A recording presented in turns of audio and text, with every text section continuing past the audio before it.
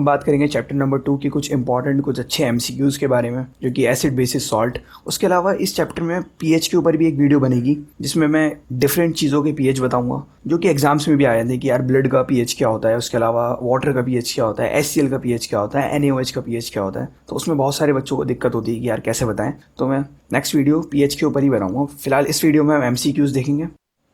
सो पहला एमसीक्यू देखते हैं। A solution turns red litmus blue, its pH is likely to be 1, 4, 5 या 10। तो देखो यार, ये रेड लिटमस को ब्लू में कन्वर्ट कर रहा है। तो रेड जब ब्लू में होता है तो इसका मतलब कोई बेस रिएक्ट करा है उसके साथ। तो बेस जो होता है वो तो सारे के सारे 7 से ऊपर के पीएच के होते हैं बेस। तो इसका मतलब ये 7 से नीचे वाले तो सारे के सारे हटाई दो ऑप्शन। तो 10 इज़ द राइट आंसर। अब देखते हैं सेकंड वन। ये बहुत बढ़िया एमसीक्यू है।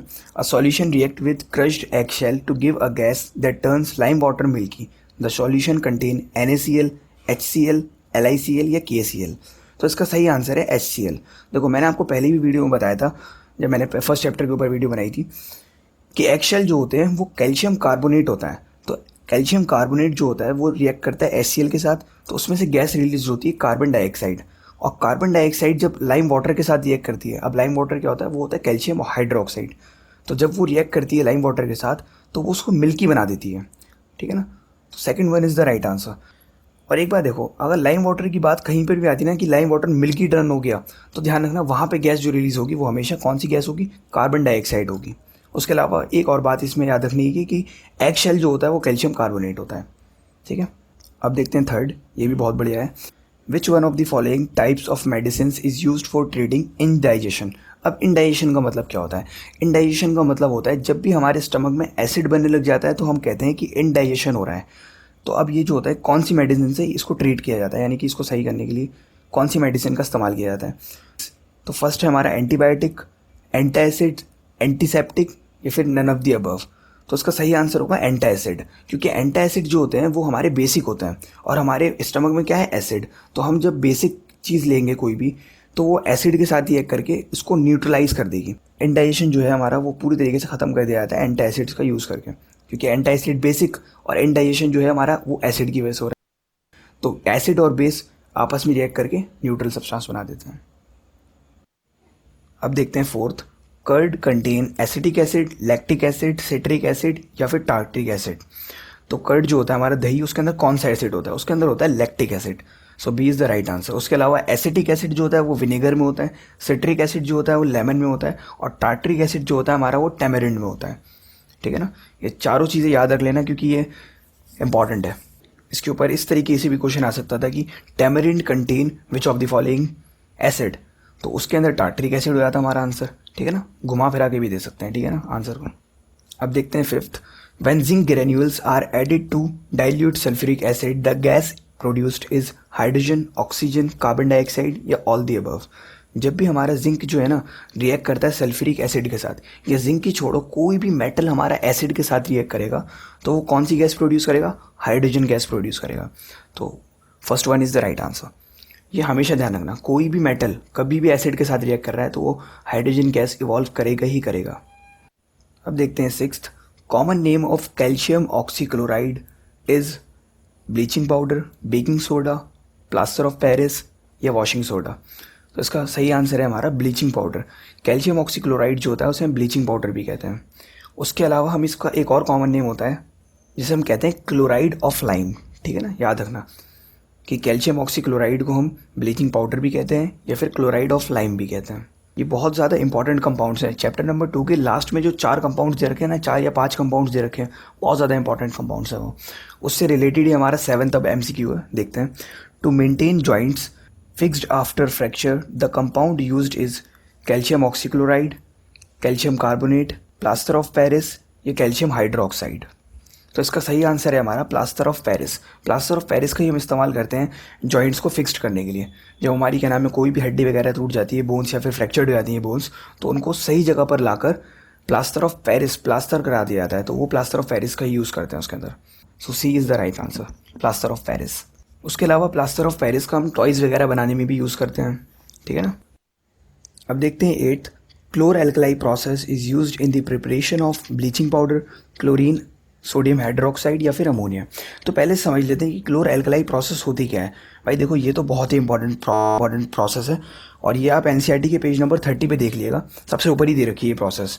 इसमें होता क्या है, NaCl जो होता है ना वो डिजॉल्व होता है हमारे वाटर के साथ पूरी तरीके से मिक्सअप होता है NaCl यानी कि नमक।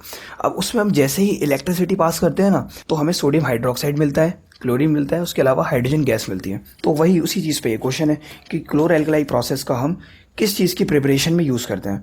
तो इसका सही आंसर है हमारा सोडियम हाइड्रोक्साइड। अब बहुत से बच्चे कहेंगे यार क्लोरीन भी तो प्रोड्यूस हो रहा है, लेकिन उसके लिए हम यूज़ नहीं करते। क्लोरीन तो हम कोई और सी प्रोसेस से भी बना लेते हैं। स्पेसिफिकली ये जो प्रोसेस यूज़ करी जाती है वो सिर्फ सोडियम हाइड्रोक्साइड बनाने में यूज़ करी जाती है। अब देखते हैं 9th, cloud of sulphuric acid are present in the atmosphere of Earth, Mars, Venus या मून। तो क्लाउड है एटमोसफेयर।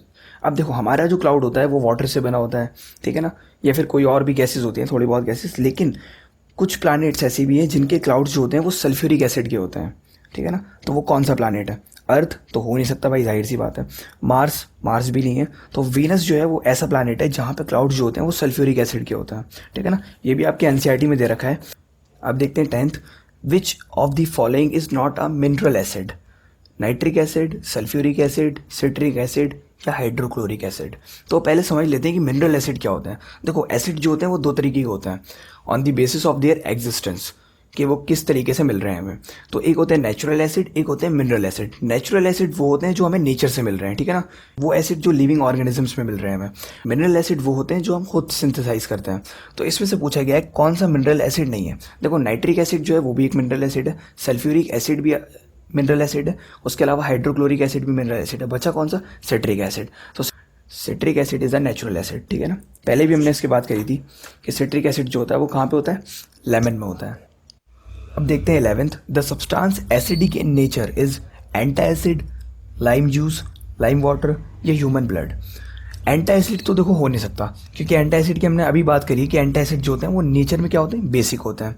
ह्यूमन ब्लड भी नहीं हो सकता, क्योंकि ह्यूमन ब्लड अगर एसिडिक होता तो फिर उसके अंदर क्या नाम है उसका, हम सही से सर्वाइव भी नहीं कर पाते। तो ह्यूमन ब्लड भी नहीं हो सकता, क्योंकि ह्यूमन ब्लड का तो पीएच ही न्यूट्रल के आसपास होता है। अब लाइम वाटर की बात करते हैं, तो लाइम वाटर भी बेसिक होता है। तो बचा कौन सा? Lime juice. तो लाइम जूस जो होता है वो एसिडिक इन नेचर होता है। अब देखते हैं 12th, the solution use to dissolve gold is aqua regia, nitric acid, hydrochloric acid या सल्फ्यूरिक एसिड। तो इसमें पूछा गया कि कौन सा सॉल्यूशन ऐसा है जो कि गोल्ड को डिजॉल्व कर लेता है। तो ये तो भाई बहुत इंपॉर्टेंट क्वेश्चन है। ये है हमारा एक्वारेजिया। एक्वारेजिया एक ऐसा सॉल्यूशन है जो गोल्ड को भी डिजॉल्व कर लेता है, साथ ही साथ सिल्वर को भी अपने अंदर डिजॉल्व कर सकता है। अब 13 देखते हैं, to prevent tooth decay we use toothpaste. The nature of toothpaste is acidic, basic, neutral या नन ऑफ द अबव। तो हम जो है क्या नाम है उसका, ताकि हमारे दांत जो है वो ख़राब ना हो उसके लिए हम टूथपेस्ट यूज़ करते हैं। तो इसमें पूछा गया है कि टूथपेस्ट का जो नेचर क्या होता है, टूथपेस्ट का एसिडिक होता है, बेसिक होता है या न्यूट्रल होता है। तो टूथपेस्ट का जो नेचर होता है वो हमारा बेसिक होता है। देखो एक्चुअली होता क्या है, हम जो भी चीज़ खाते हैं ना वो हल्की हल्की हमारे दांतों में लगी रह जाती है। और होता क्या है, जो लोग ब्रश नहीं करते तो वो हल्के हल्के खाना जो लगा रह जाता है ना वो सड़ना शुरू कर जाता है और एसिड की फॉर्मेशन कर लेता है। तो उस एसिड को हटाने के लिए हम एक बेसिक सब्सटेंस का यूज़ करते हैं जो कि हमारा टूथपेस्ट, ठीक है ना। अब देखते हैं 14th, weak acid is acetic acid, hydrochloric acid, nitric acid या सल्फ्यूरिक एसिड।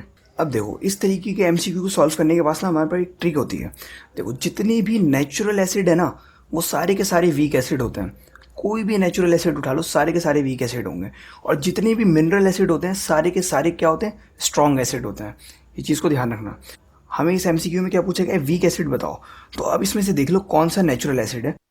तो हमारा एसिडिक एसिड जो है वो नेचुरल एसिड है, तो उसका मतलब यही हमारा वीक एसिड होगा। बाकी तीनों देख लो मिनरल एसिड है और तीनों के तीनों स्ट्रॉन्ग एसिड होते हैं, ध्यान रखना।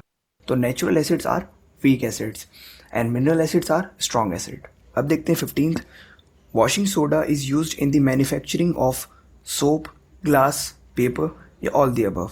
तो वॉशिंग सोडा का हम यूज़ करते हैं, सोप में भी बनाने में यूज़ करते हैं वॉशिंग सोडा का, नाम से बदल रहा है वॉशिंग सोडा। ग्लास में भी यूज़ करते हैं, उसके अलावा पेपर में भी यूज़ करते हैं। तो उसका सही आंसर है हमारा ऑल द अबव। तो बस गाइज आज की वीडियो में सिर्फ इतना ही। इस चैप्टर से रिलेटेड अगर आपको कोई भी डाउट्स वगैरह हो तो आप कमेंट सेक्शन में मेरे से पूछ सकते हैं। मैं इंशाल्लाह आपका रिप्लाई दूंगा जल्दी से जल्दी। So thanks for watching.